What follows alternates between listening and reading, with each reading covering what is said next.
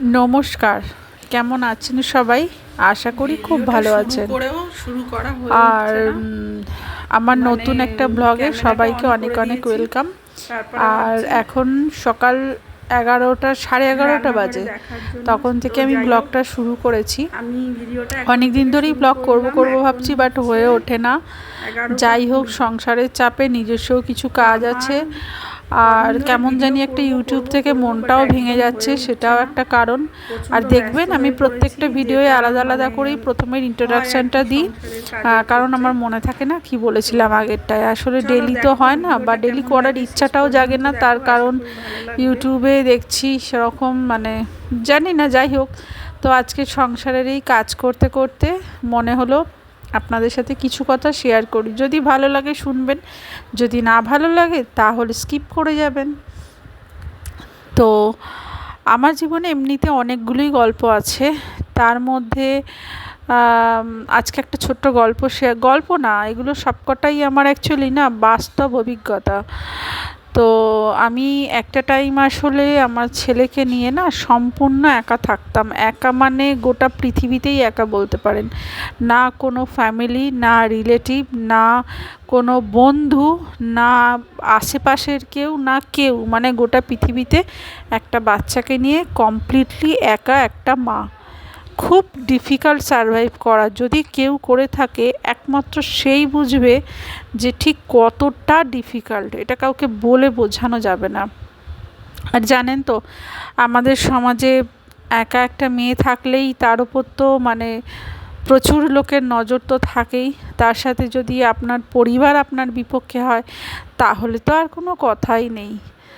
তো যাই হোক, এরকমই আমার প্রচুর অভিজ্ঞতা হয়েছে, যেহেতু একা বললাম একদম থাকতাম ছেলেকে নিয়ে। তো তার মধ্যে একটা ছোট্ট অভিজ্ঞতা, আমার তখন কাজের প্রচণ্ড প্রয়োজন ছিল, খুবই প্রয়োজন।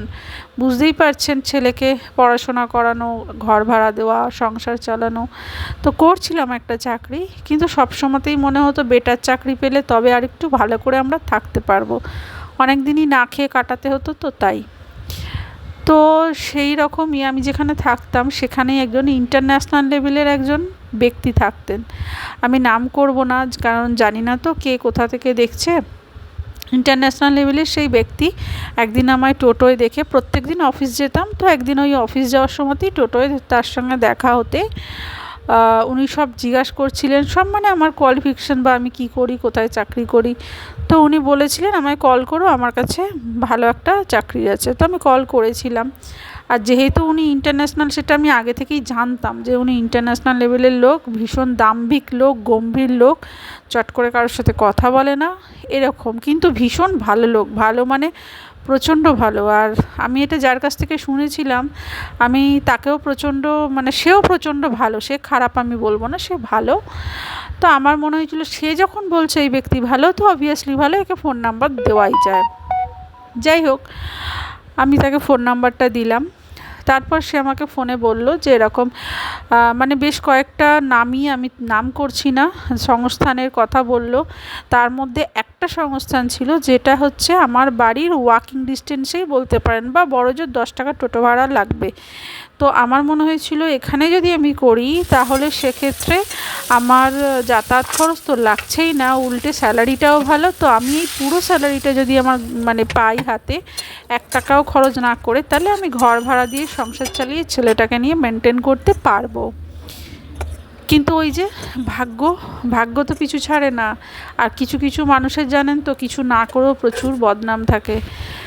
তো ইনি তার মাঝখানে আমাকে সিভিটিভি চাইলেন, যথারীতি দিলাম। তারপর হঠাৎ শুরু হলো আমাকে একটাই কথা বলা, একদিন দেখা করো।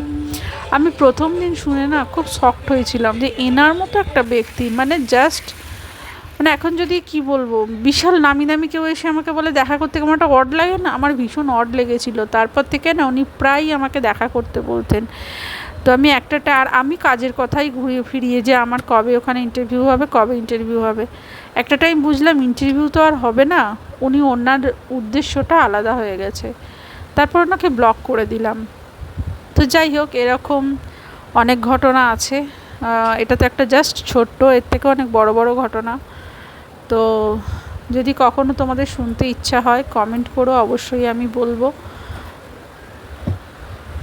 তো চলো আজকের ভিডিওটা এখানেই শেষ করছি। আর একটু যে বসে কথা বলবো সেটার তো খুব একটা সময় হলো না, তাই কাজ করতে করতে তোমাদের সাথে গল্পটা করলাম।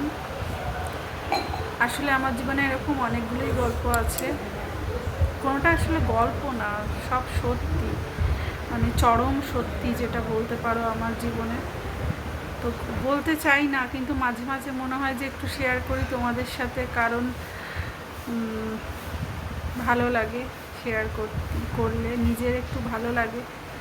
কারণ অনেকে অনেক কিছু করে, অনেক মুখোশ পরে তো ঘুরে বেড়াচ্ছে, তাই মাঝে মাঝে খুব ইচ্ছা হয় মুখোশগুলো যদি টেনেছি, মুখোশ খুললে অনেক কিছুই বলা হয়ে যায়। কিন্তু ঠিক আছে, যদি তোমরা শুনতে চাও বা আমি একটু একটু করে শোনানোর চেষ্টা করব। তো চলো আজকের ভিডিওটা এতটুকুই।